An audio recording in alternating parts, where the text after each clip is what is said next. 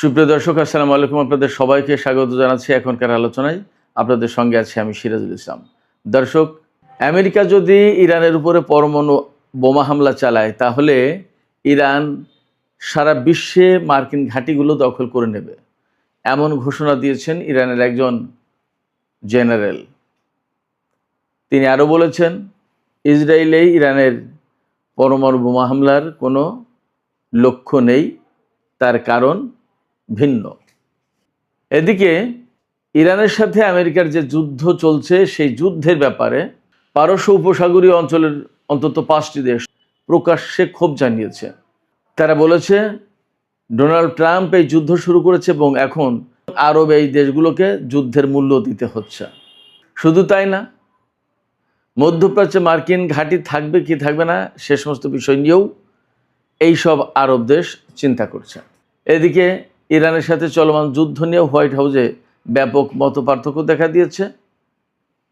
প্রকাশ্য দুটি গ্রুপ হয়েছে, সেখানে ডোনাল্ড ট্রাম্প পড়েছেন মাঝখানে। কি করবেন তিনি?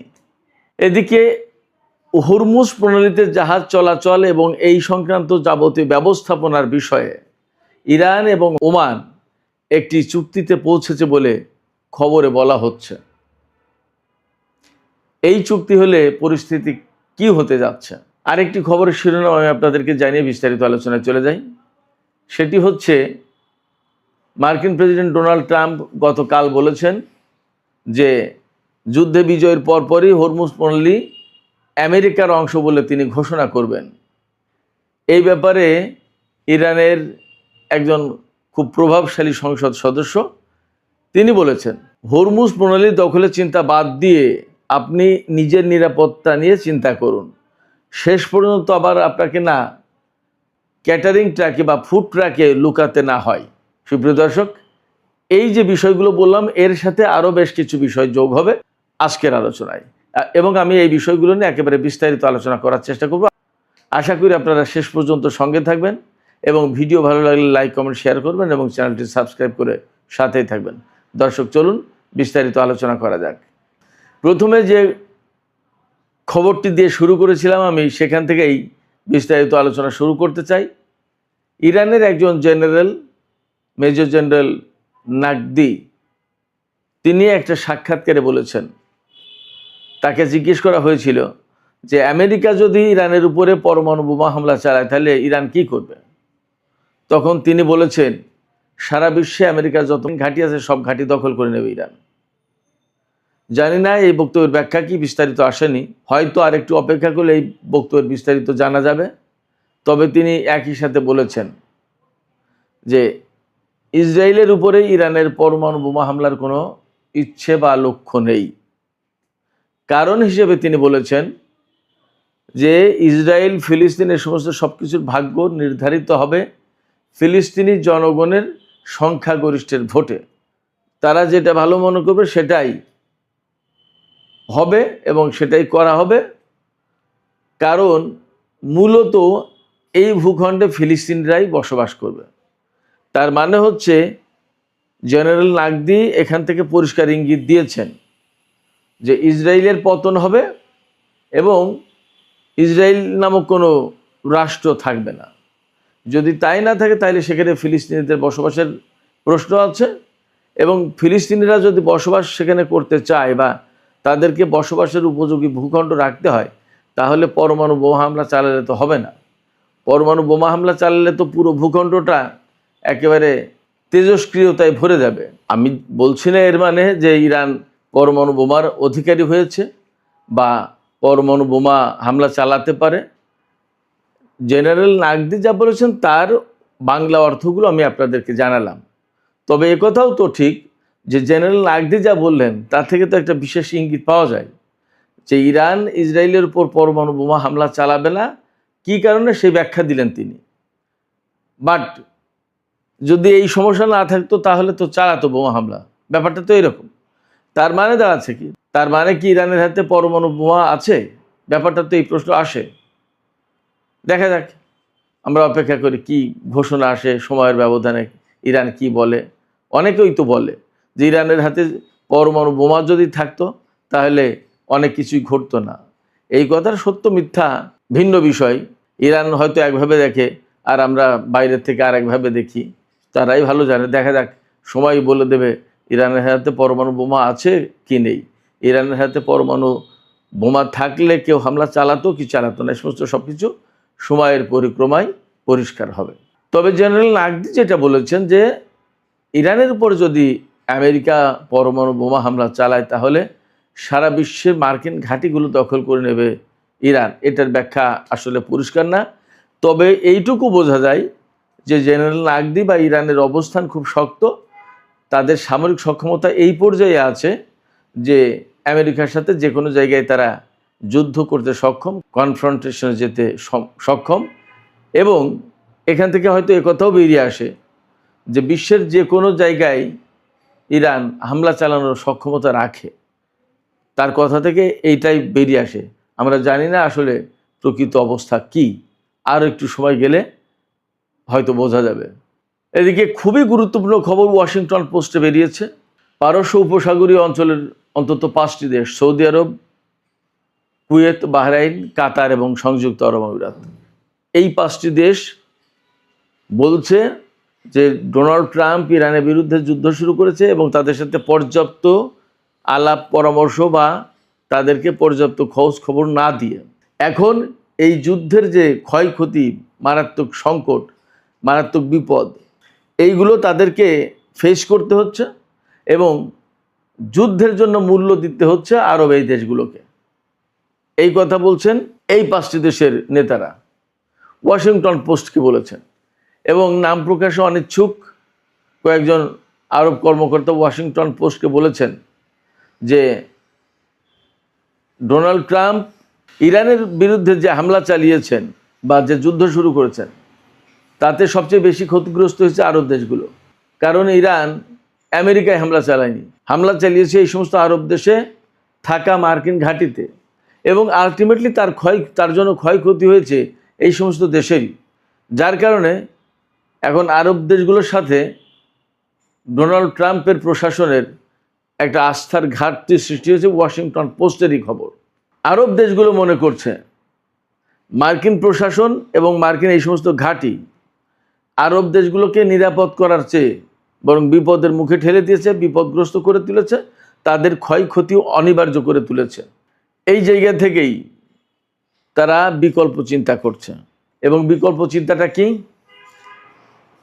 বিকল্প চিন্তা হচ্ছে এই যে মার্কিন ঘাঁটি রাখলে আরব দেশগুলো বিপদে পড়বে এবং মার্কিন ঘাঁটি যখন থাকছে তখন আলটিমেটলি যুদ্ধ হলেই ইরান এই সমস্ত ঘাঁটিকে টার্গেট করবে। শুধু যুদ্ধ না, যুদ্ধ ছাড়াও সম্ভবত ইরান এই সমস্ত ঘাঁটিকে টার্গেট করবে, কারণ ইরানের লক্ষ্য কিন্তু ভিন্ন। মধ্যপ্রাচ্য থেকে মার্কিন সামরিক বাহিনীকে তাড়িয়ে দেয়া। যদি তাই হয় তাহলে মাঝে মধ্যে ইরান এই সমস্ত ঘাঁটিতে হামলা চালাবে। তার মানে হচ্ছে প্রত্যেকটা দেশ যুদ্ধের কবলে থাকবে। কারণ এক একটা ক্ষেপণাস্ত্র যখন বিস্ফোরিত হয়, ব্যালিস্টিক ক্ষেপণাস্ত্র, তখন আকাশ পাতাল প্রকম্পিত হয়, কাঁপতে থাকে। পরিস্থিতি এতটা খারাপ। আপনারা শুনেছেন না যে ইরানের ক্ষেপণাস্ত্র হামলার কারণে প্রায় 750 যে সেনা আহত হয়েছে, তাদের ভেতরে ম্যাক্সিমামই ব্রেইন ইনজুরিতে ভুগছে। তাদের ব্রেইন ইনজুরিতে পড়েছে কেন? ক্ষেপণাস্ত্রগুলো যখন বিস্ফোরিত হয় এত বিকট শব্দ হয় এবং এত মারাত্মক রকমের ভয়ার্থ পরিবেশ তৈরি হয়, এত কম্পন তৈরি হয়, মনে হয় যেন পৃথিবীটা ধ্বংস হয়ে যাবে। এই অবস্থায় তারা ট্রমাটাইজড হয়ে যায়, ব্রেনে ইনজুরি সৃষ্টি হয়। তো যখন একটা দেশে এরকম একের পর এক ক্ষেপণাস্ত্র, ড্রোন পড়তে থাকে, ছোট ছোট দেশ, বিশেষ করে বাহরাইন এবং কুয়েত, তাদের জনগণের অবস্থা এবং তাদের রাজা বাদশাদের অবস্থা কি হয়? কোনো জায়গায় তো নিরাপদ না। কোনটা যে কখন পড়বে তার তো কোনো নিশ্চয়তা নেই। এই জায়গা থেকে আরব দেশগুলো এখন আমেরিকার ঘাঁটিগুলো আর রাখতে চাইছে না এবং সম্ভবত এই লক্ষ্য নিয়েই সৌদি আরব, পাকিস্তান এবং তুরস্ক জোট করেছে। হয়তো ধীরে ধীরে আরব দেশগুলোর সবাই এই জোটে যুক্ত হবে। সংযুক্ত আরব আমিরাত যুক্ত হবে কি না সেটা ভিন্ন বিষয়, কারণ তার ব্যাপারে তুরস্কের বক্তব্য হচ্ছে যে মিশর প্রায়োরিটি পাচ্ছে, বাট সংযুক্ত আরব আমিরাত না। দেখা যাক কি হয়। তবে মধ্যপ্রাচ্যে আমেরিকা এই যুদ্ধের কারণে তার অবস্থান নিজে হারিয়েছে খানিকটা, আর ইরানের হামলার কারণে তো একেবারেই পরিষ্কার। এজন্য সম্ভবত মধ্যপ্রাচ্য আমেরিকার জন্য আর নিরাপদ হচ্ছে না, নিরাপদ থাকছে না, এবং সম্ভবত মার্কিন সেনারা মধ্যপ্রাচ্যে থাকতে পারবে না। যদিও আমেরিকা বলছে এখন যে যুদ্ধটাই তাদের এখন চূড়ান্ত লক্ষ্য নয়, সরকার পরিবর্তন চূড়ান্ত লক্ষ্য নয়, পরমাণু কর্মসূচি চূড়ান্ত লক্ষ্য নয়, চূড়ান্ত লক্ষ্য এই মুহূর্তে হরমুজ প্রণালী খোলা। মানে কোথা থেকে কোথায় আস্তে আস্তে কি ধরেছে, অথচ এই হরমুজ প্রণালী কিন্তু উন্মুক্ত ছিল, যুদ্ধ করতেছে সেটা আটকে দিয়েছে। অদ্ভুত ব্যাপার। মারাত্মক রকমের ভিকটিম হয়ে গেছে আমেরিকা এই যুদ্ধ করতে এসে। তারা স্বপ্নেও কল্পনা করেনি যে ইরান তাদেরকে এইভাবে চেপে ধরবে এবং এই ধরনের কোণঠাসা করে ফেলবে এবং সারা বিশ্বের চোখের সামনে তাদেরকে এইভাবে অপমান অপদস্থ করবে। আমেরিকা চিন্তাও করেনি। বাট আমেরিকাকে এই ধরনের অপমান অপদস্থ হতে হলো অন্তত সামরিক দিক দিয়ে, এ কথাটা চূড়ান্তভাবে সত্য।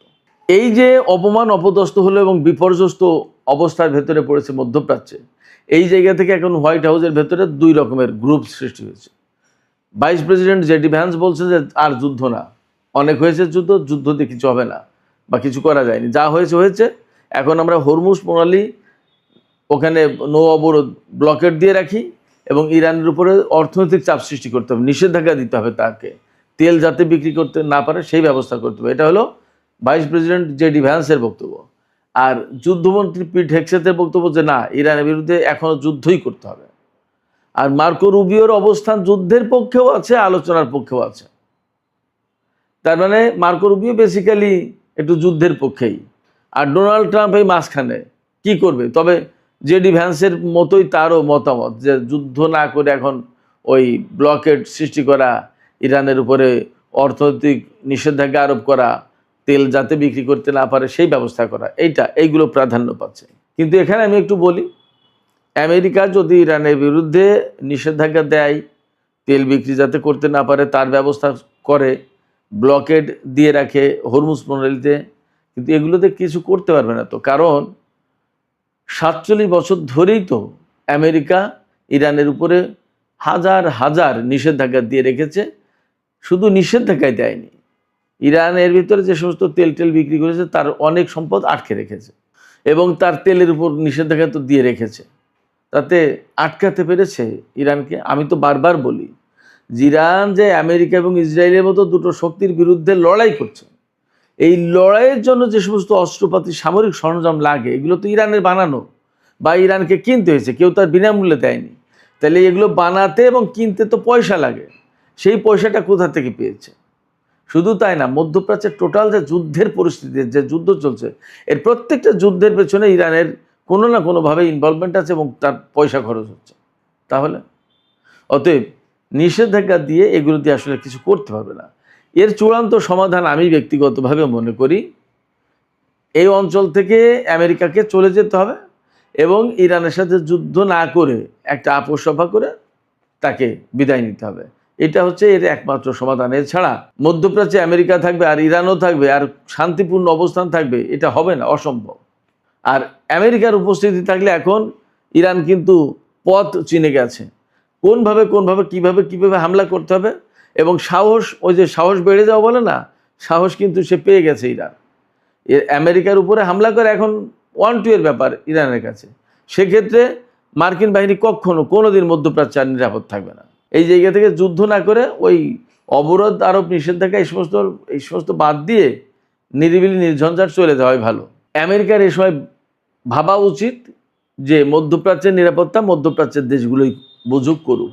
বিশেষ করে তুরস্ক এবং পাকিস্তানের সাথে যেহেতু আমেরিকার সম্পর্ক ভালো আছে, সৌদি আরব সবার সাথে ভালো আছে, তাদের মাধ্যমেই মেসেজ দিক আরব দেশগুলোকে যে ভাই জোট যখন করেছো ভালো কথা। ডোনাল্ড ট্রাম্পটা আজকাল মাঝে মাঝে আলহামদুলিল্লাহ বলে, তো উনি আলহামদুলিল্লাহ বলতে পারেন যে আলহামদুলিল্লাহ আপনারা ভালোই করেছেন, জোট করেছেন, আমি আমার সেনা নিয়ে চলে গেলাম, আমাদের আর দরকার নেই এখানে থাকার, আপনারা আপনাদের নিজেদের নিরাপত্তা ব্যবস্থা নিজেরাই করেন। যদি এইভাবে বলে কয় তাহলে অনেক ভালো। তা না হলে মধ্যপ্রাচ্যে আমেরিকাকে আসলেই প্রতিদিন প্রতি মুহূর্তে অপমান অপদস্থ হতে হবে। মধ্যপ্রাচ্য কখনোই শান্তিতে থাকবে না। বিগত 47 বছর ধরে যে শান্তিটুকু ছিল এখন তাও থাকবে না। কারণ আমি আবারও বলছি, আমেরিকাকে কিভাবে ঘায়েল করতে হবে, আমেরিকার বিরুদ্ধে কিভাবে হামলা চালাতে হবে, সেই পথ ইরান চিনে গেছে। এবং দিন দিন মার্কিন বিরোধী অবস্থান ইরানের আরও বেশি শক্ত হবে এবং আঞ্চলিক প্রক্সি ফোর্সগুলো ক্রমেই ইরানকে কেন্দ্র করে আরও শক্তিশালী হবে। এদিকে হরমুজ প্রণালী কন্ট্রোল করা নিয়ে আমেরিকা এবং ইরানের ভেতরে যখন প্রচণ্ড রকমের প্রতিযোগিতা, তখন ওমানের সাথে ইরানের চুক্তি চূড়ান্ত হয়ে গেছে এমন খবর পাওয়া যাচ্ছে। এই চুক্তি চূড়ান্ত হলে কি হচ্ছে, রুট নির্ধারিত হবে, কোন রুটে জাহাজ আসবে, কোন রুটে জাহাজ ঢুকবে। তবে সর্বশেষ খবর ছিল এইরকম যে ইরান এইটা পছন্দ করছে না, রুট একটাই হবে, যাওয়া আসা সোজা সাপটা একদিক দিয়েই, ওমানের উপকূল দিয়ে আর ইরানের উপকূল দিয়ে এইরকম না, যাওয়া আসা পরিষ্কার রুট থাকবে, একটা হোক দুটো হোক যাই হোক, কিন্তু ওই রকম ওমানের উপকূল দিয়ে গেলে ওমান ঠেকাতে পারবে না সেইগুলো, তখন ঝামেলা হবে। এই জন্য ইরান চাইছে যে সাগরের মাঝখান দিয়েই হোক, হরমুজ প্রণালীর মাঝখান দিয়ে হোক বা যেভাবে হোক, এত রুটের দরকার নেই, রুট একটাই হোক, মানে সবাই যৌথভাবে কন্ট্রোল করুক। যাই হোক কীভাবে হয় দেখা যাক। তবে চুক্তি একটা হয়েছে, এই খবর কিন্তু মোটামুটি পাওয়া যাচ্ছে। যখন চুক্তি হয়েছে তখন আমেরিকার প্রশ্ন কিন্তু আরও গৌণ হয়ে গেল, এ কথা বলা যায়। ডোনাল্ড ট্রাম্প কিন্তু কালকে বলেছিলেন যে ইরানের সাথে যুদ্ধে বিজয়ের পরপরই হরমুজ প্রণালী আমেরিকার অংশ, এটা ঘোষণা করা হবে, কিন্তু তা সম্ভবত আর হচ্ছে না।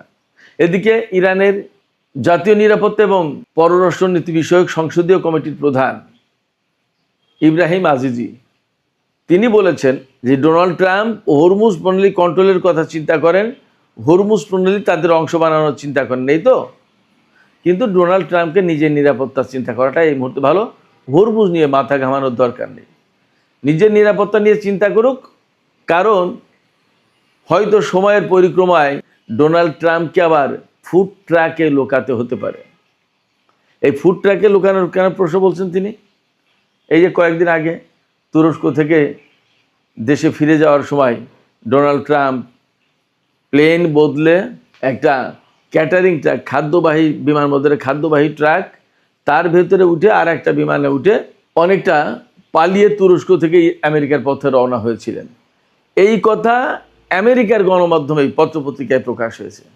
সেই কথাকে উল্লেখ করে মূলত ইব্রাহিম আজিজি বললেন যে ডোনাল্ড ট্রাম্পকে হয়তো ফুড ট্রাকে লুকাতে হতে পারে, নিজের চিন্তা নিজে করেন, নিজের নিরাপত্তা নিজে দেখেন।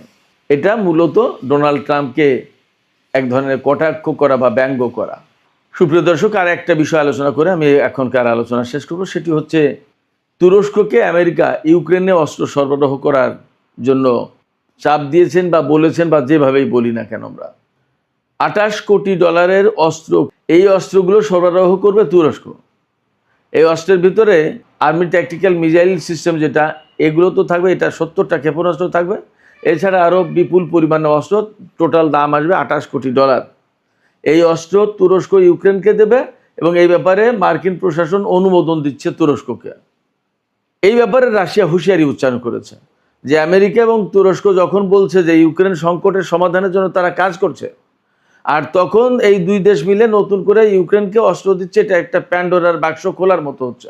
তুরস্ক এবং আমেরিকা যেন এই কাজটা না করে, বরং তাদের উচিত এই মুহূর্তে এই যুদ্ধের সমাপ্তি কী ঘটানো যায় সেই চেষ্টা করা। তা না করে যদি অস্ত্র দেয় এই দুই দেশ মিলে ইউক্রেনকে, তাহলে ওয়াশিংটন এবং আঙ্কারার উপরে যে আস্থা রাশিয়ার ছিল, সেই আস্থা নষ্ট হয়ে যাবে, সেই আস্থায় ঘাটতি সৃষ্টি হবে। এই বক্তব্যগুলো দিয়েছেন রাশিয়ার পররাষ্ট্র মন্ত্রণালয়ের মুখপাত্র মারিয়া জাখারোভা। তার মানে আমি সবসময় বলি যে এরদোগান আসলে কোন নীতি অনুসরণ করেন আমি জানি না, কিন্তু তার নীতিগুলো খুব যে লাকসই পছন্দ করার মতো তাও কিন্তু না। ইউক্রেনকে অস্ত্র দিচ্ছে রাশিয়ার বিরুদ্ধে, অথচ রাশিয়ার সাথে তুরস্কের অনেক সম্পর্ক। রাশিয়াই তাকে S-400 সরবরাহ করেছিল। যখন আমেরিকা তাকে F-35 বিমান দেয়নি, তখন রাশিয়া তুরস্ককে S-400 ক্ষেপণাস্ত্র প্রতিরক্ষা ব্যবস্থা দিয়েছিল। সেই জায়গায় তুরস্ক যদি এখন ইউক্রেনকে অস্ত্র সরবরাহ করে টাকার জন্য, তাহলে রাশিয়ার সাথে তার সম্পর্কটা কোথায় যায় এবং এই যুদ্ধের পরিস্থিতি কোথায় যায়, এগুলো ভাবার বিষয়। তুরস্ক আসলে আমি যা দেখলাম যে শুধুই নিজের পকেট ভরার চিন্তা করে। এই ধরনের নীতি বৈশ্বিক শান্তির জন্য মারাত্মক ক্ষতিকর। সুপ্রিয় দর্শক, এখনকার আলোচনা এখানে শেষ করতে চাই। শেষ করার আগে আপনাদের মতামত জানতে চাই, আপনারা কি ভাবছেন।